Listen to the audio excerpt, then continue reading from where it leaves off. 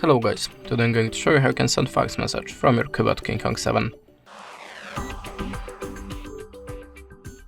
So in the first app on the Play Store and look for the fax app. Choose EasyFax, sorry not this one, choose EasyFax, install it and open. Now tap on the allow and restart the application to show your free credits banner can to send the message for free. Now click on the plus and choose source of the document.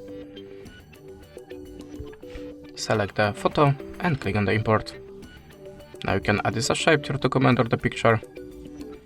Click on the arrow icon and now choose the filter photo to make it more visible. But not on my case, of course. Now click on the accept icon, type the name in this place, choose the country from the list, and to send this message just click on this button. That's it.